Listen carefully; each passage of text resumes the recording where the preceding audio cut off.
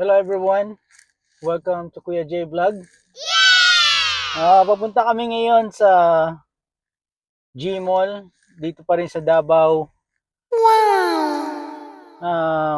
Makulimlim buong araw ngayon dito sa Davao, especially dun sa lugar namin sa Matina. Marami kaming nababalitaan ngayon sa internet. Hoax to malamang. Wala namang meron daw nagsasabi tungkol kay Duterte, meron daw balita na he passed away. What? Hoax nga eh. Kasi supposedly, pagka ganyan mga balita, syempre, former President of the Philippines, it's a very important news. So, mga ganyang balita, kalat kagad yan. So, sigurado, hoax nga yan. Kasi main news kagad yan. So, alam namin, hindi totoo. So, yung mga ganyan, mag-ingat kayo sa mga ganyang balita. Hindi kaagad pinaniniwalaan yung mga ganyan. Nandito kami sa Davao, so syempre, alam kaagad namin yung ganyan, alam niyo na si Duterte, tiga dito. Halos katabing bahay lang namin yan. Pagka lapit-lapit niyan, dito rin niya sa Matina, Matina rin kami. Halos almost parang kabarangay namin. Hindi nga namin nalaman na napakalapit lang pala ng bahay niyan dito sa amin. Halos parang siguro almost 3 kilometer sa bahay namin, sa lugar namin. Ang bahay niya mismo, kung saan siya nakatira ngayon. Hinip niya pa rin ang bahay niya dito sa yung old house niya na pinted na siguro kinalakihan niya or basta matagal na talaga siya diyan. Simula nung bago siya maging presidente ng Pilipinas, bahay niya doon na talaga siya nakatira. At hanggang sa maging presidente siya at umalis na siya bilang presidente, kinip niya pa rin yung old house niya. Tapos nung pumunta kami doon para i-vlog yung bahay niya, ngayon lang. Hindi nga kami pinatuloy eh. What? Dahil hindi na raw 8 months ago, ini-stop na nila yung visitation, yung pwedeng mabisita yung bahay niya. Sinabi na hindi na nga raw 8 months, ini-stop na nila yung mga tao para siyempre, kailangan niya ng privacy na siyempre, di ba? So, ibig sabihin, doon pa rin daw siya nakatira hanggang ngayon as we speak. At yung guard na nagsabi sa amin na doon pa rin siya nakatira, siyempre, sasabihin niya sa amin kung totoo yung na wala na si Duterte. Kung totoo man yung balita na yun, di ba, na wala na si Presidente, former President Duterte. So, hoax yung balita na kumakalat sa internet na wala na si Duterte. Fake news yun. So, ang moral of the story, huwag kayong basta-basta maniniwala sa mga news na kumakalat na mga ganyang news, okay? Importante na do your research, your own research. Dahil napakaraming tao ngayon na kasi alam nyo na, internet, lahat yan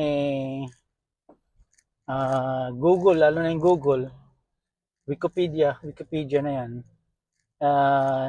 Maraming pwedeng maglagay ng mga information dyan, personal information, or mga information na, na nakuha lang nila somewhere na hindi naman talaga ni research. So, so ngayon, ito, we're just driving around. We're actually going sa Gmall. Madalas namin puntahan doon. Yung Gmall na yan kasi is actually ang Gmall is G means Gaisano Mall. Marami yan dito sa buong Davao. Matter of fact, dito yan sa buong tingin ko sa buong kalat-kalat yan. Doon pa lang sa Tagum, siguro buong Mindanao, mayroong Gaisano Mall, mayroong mga Grand Gaisano Mall, merong mega merong meron pang isang isa pang malaking Gaisano Mall na Grand Gaisano Mall. Hindi ko talaga alam kung sino may-ari niyan. Pero nagkalat yan dito. Marami sa Davao. So, makikita niyo yan dito. Ilang kilala yan. Sa Butuan, yung mga gano'n. Tingin ko simula yan doon pa lang sa banda, basta na pag nakita mo na yan, malapit ka na dito sa Davao. So, kung galing kang magbabaylan ka, kasi madalas kami magbaylan. Pag nakita na namin yan, meron ng Gimo o Gaisano Mall, malapit ka na sa Davao. So, yan ang palatandaan namin. So, anyway, etong dadaanan namin ngayon, kung makikita nyo itong daan na to, dadaanan namin, kilala ito. Rito, makikita nyo naman ito. Please try again.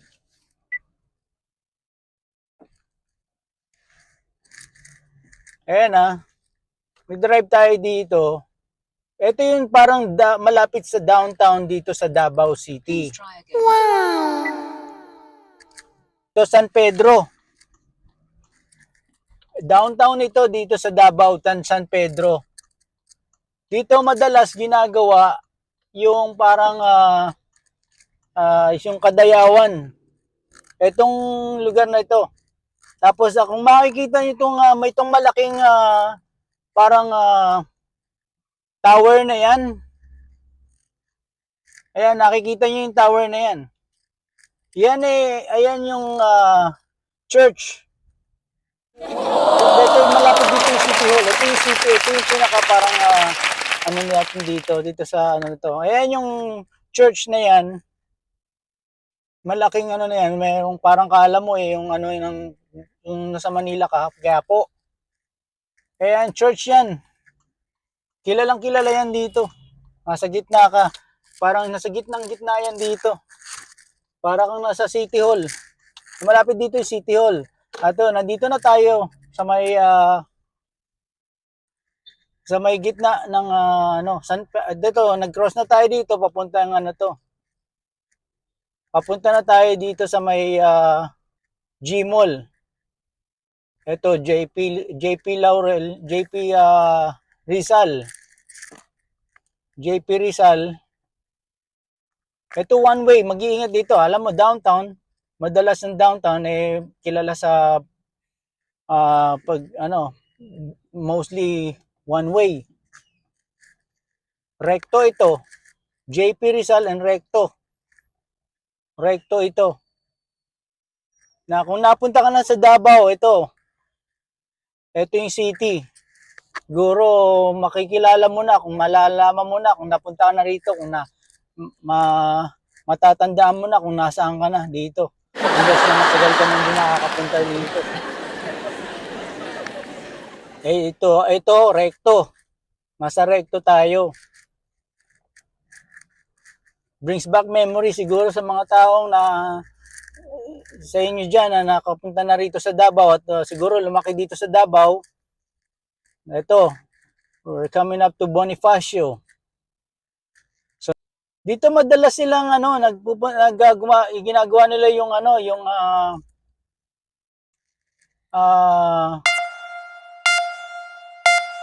fiesta or yung parade.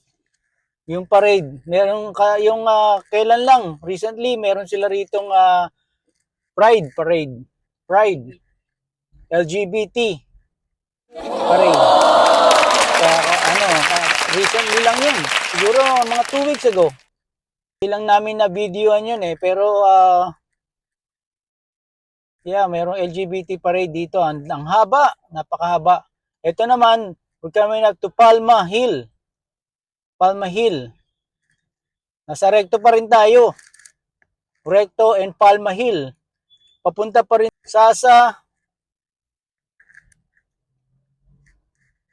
Ayan. Nasa downtown pa rin tayo. Wow! Ayan, nakikita nyo. Meron din mga pasaway dito mga double parking. Kahit nasa Davao na tayo, meron pa rin mga ganyan. So, hindi nawawala yan. At medyo rush hour ngayon kasi alas 5 na ng hapon. Kaya maraming pero mga nandito ka na mga alas 10 ng umaga, hindi naman ganito ka traffic. Medyo naabutan lang tayo ng rush hour. Oh my God. Ayan, medyo nakikita na natin yung school, may school doon bago ka dumating ng Gmall. May school diyan, may high school. Ito makikita nyo sa may kanan natin dito, diyan nila ginagawa yung sa pagkakadayawan. Diyan yung Rojas. Diyan yung malaki talagang street market. Diyan nila ginagawa yung street food, street market. Mahaba yan. Wow. Mahaba yan. Malapit ng Kadayawan, August. Middle of August, August 22nd yata yun. Yeah, mamimiss na naman namin yun. Hindi kami sa Manila. So, ito na. Malapit na kami sa Gmall, which is papunta sa Victoria Mall. O NCC na pala ngayon. So, ito. Makikita nyo na yung sa gilid. Makikita mo para kang sa Quiapo Pero malinis-linis kaysa sa Quiapo. Kaya magsaysay. Huwag kami na magsaysay. Along recto pa rin. Chinatown dyan sa may kanan.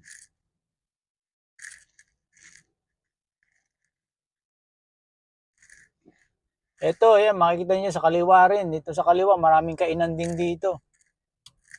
Halera sila dyan. So, dire-diretso lang dito. Yan ang papuntang Gmall, tsaka papuntang Lanang. Papunta din dyan yung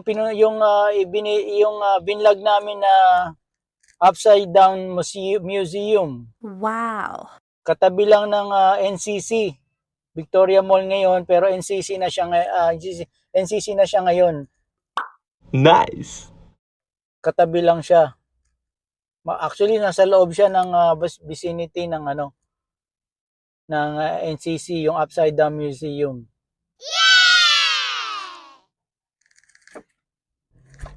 Siguro kung lumaki ka dito, matagal ka din nakakapunta, namimiss mo na ang Davao, at least nakikita mo itong mapapamilyar ka ulit dito sa medyo nostalgic sa iyo kung makikita mo itong video na to. I-share mo rin sa mga pamilya mo, kahit papaano makikita mo itong mare-remember mo ba yung nakaraan. Siguro iba rito hindi mo na makikilala dahil marami na rin pagbabago kung matagal ka nang nawala sa Davao. Pero kami, 2.5 years pa lang kami dito, marami pa rin kami hindi napupuntahan ko. So, kung meron dyan na nakikinig na sumusubaybay sa mga videos namin, sabihin nyo sa amin kung taga rito kayo or marami kang alam sa Davao o gusto nyo mapuntahan namin, let us know. Sabihin nyo sa amin kung ano yung gusto nyo mapuntahan namin. Pupuntahan namin yun kung kung sabihin nyo lang sa amin pagka i-schedule namin yun sa time namin, kung i-schedule namin yan. And we're looking for a place na mapuntahan namin. Nice. We'll do our best. So yung sa harapan na yan, high school yan, yung facility na yan. Davao Chong Hua High School. Mukhang malaking high school itong corner na yan. Ayan nasa corner na yan, nasa harapan natin. Woo! Nasa Quirino, Santa Ana tayo dito. Itong corner na to. Ito yung building ng Gmall. Kung makikita mo itong pagkatapos nitong blue building na yan sa harapan natin, meron diyang makikita mo yung bilog na building na yan. Sa likod ng high school na to, itong blue building na to, yan na ang G-Mall. Gaisano Mall. Diyan ang pupuntahan namin. Ang Gaisano Mall na yan, malagi kami pupunta dyan kasi pagka mayroon kaming kailangan sa bahay, most of the time, andyan lahat ng pangangailangan ng ano kasi medyo mura siya. Yan yung mall na ano, andyan yung murang mga gamit sa bahay, damit. Wow. Hindi siya yung mamahalin na ano. Kaya diyan kami pumupunta kasi medyo ano, budget friendly. Saka free yung parking niya. Wow. Hindi mo kailangan magbayad. Hindi tulad sa Manila, por lahat ng ano mo may bayad.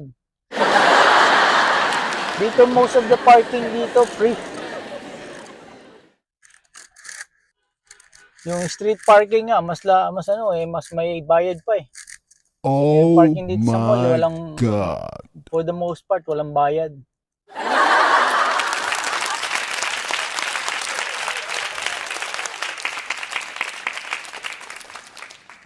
Pero yan, ipinapakita lang namin sa inyo itong ginagawa namin tong araw na ito.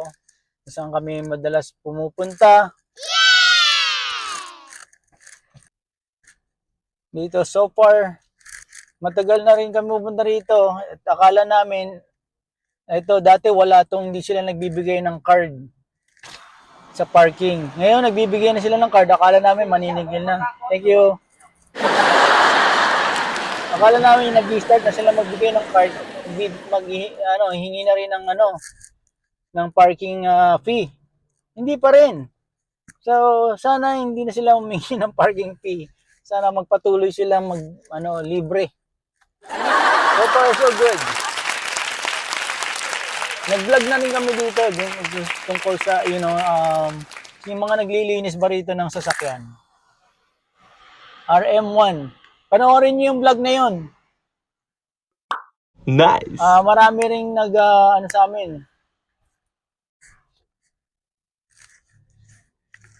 Minsan dito maraming parking. Second floor pa lang nakakuha na kami. Third, ito mukhang natin baka makakuha tayo rito. Kami sa parking lot ng G-Mall. Maraming salamat at sumama kayo sa amin at napakita namin sa inyo kung ano yung ginagawa namin, kung saan kami pumupunta. Itong araw na to, even though hindi kami nakapunta doon sa lugar ni Duterte, matagal na namin gustong puntahan yon. Pero unfortunately, hindi na pala sila gumatanggap ng bisita sa bahay ni Duterte. It's a bummer but it's okay. At least nakapag-vlog pa rin kami, napakita pa rin namin sa inyo yung downtown dito sa Davao. Napakita namin sa inyo yung lugar dito sa downtown. Especially dun sa mga Davaoeñan na matagal nang hindi na nakakauwi. Siguro kahit ako, gusto ko pa rin, kung matagal na rin ako hindi nakakauwi sa hometown ko, gusto ko pa rin makita kahit papaano, kahit sandali lang, yung mga places na dati kong kinalakihan ko. Kung ako sa inyo, siyempre, Nice. very nostalgic sa akin, makita ko man lang yung hometown ko kahit papaano. So, sana napasaya namin kayo kahit konti lang. So, if you like this video, make sure you like, share. If you like the channel, subscribe to our channel, okay? And hit the notification button so you'll be notified for our future videos, okay? So yun lang muna, ka-traveler, and see you for our next video. Okay, that's it for now. Kuya J Vlog.